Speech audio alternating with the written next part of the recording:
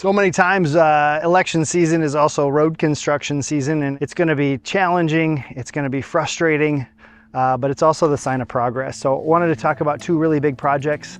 212 is fully funded and will be 4-lane all the way to from Cologne to the edge of the county. And that's something that people said would never happen. And a call out to Bob Lindell, Carol Malnow, and dozens of other people, my predecessor Randy Malushnik, Commissioner Ishii.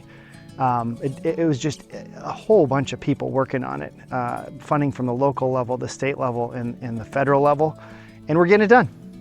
It's a sizable project. The bid that was just approved was just under $60 million.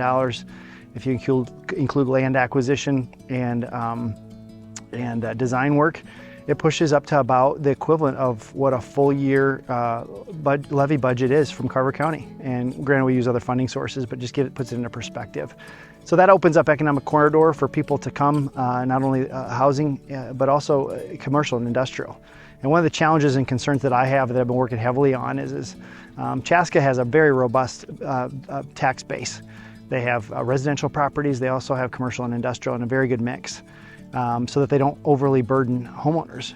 But the challenge is that we in Carver County have 3 of the top 25 fastest growing cities in the state. City of Carver, Victoria, and Waconia. And they all have relatively small non-residential tax bases. So it's important that as we grow, we're intentional about how we guide and help and partner and zone different things. And Mayor Courtney's doing a nice job in Carver, Mayor Deb's doing a nice job in Victoria, and Mayor Nicole's doing a nice job in Waconia to round out those top 3 to think about what that future looks like in partnership. Also be remiss if I didn't talk about the Highway 5 project. When I came in, it was a lot of blame of Chaska that we're not getting Highway 5 done.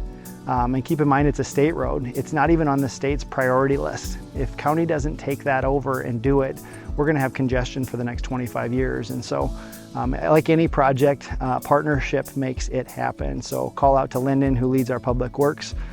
He said on many occasions that this is the most complex project he's ever worked on in his 30+ years in the industry. And so if we time travel 4 years ago, Lyndon and I were in a truck and we went down 82nd Street, which is the road just south of the Arboretum.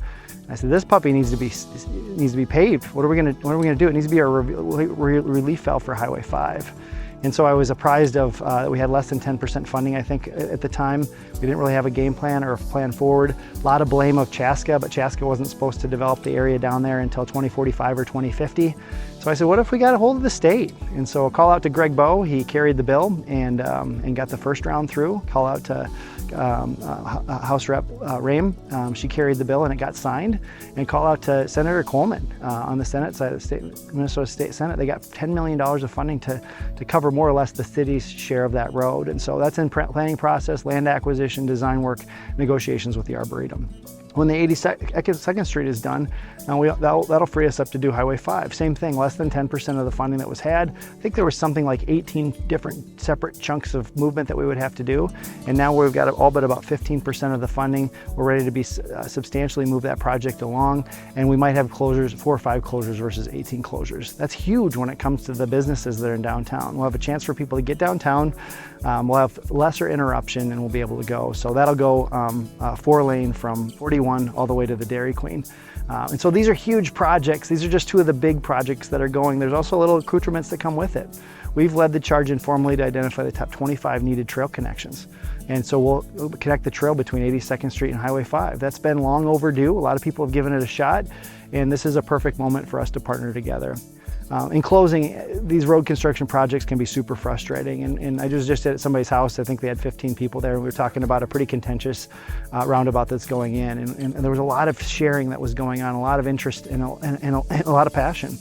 We took those conversations back and we made the projects better. In one case, we're able to push the road and or the trail a handful of feet to avoid having to take out 5 trees and making their property a little bit safer for their kids.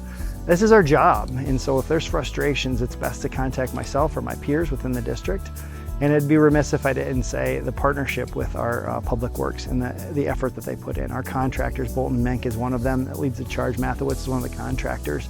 There's a lot of local people with a lot of local labor that are building these roads. Give them a high five, maybe even drop them off a cool water if you see them and say thank you. And then the larger team too. There's a lot of planning. There's a lot of relationships. There's a lot of iterations. And so again, I'm standing here today to say We're in historic times. The last handful of years and the next years ahead will be the most historic, I believe. Road construction projects will have over $100 million invested this year, another $100 million invested next year, and it's great improvements for the growth of Carver County in a very respectful way. Thanks for tuning in.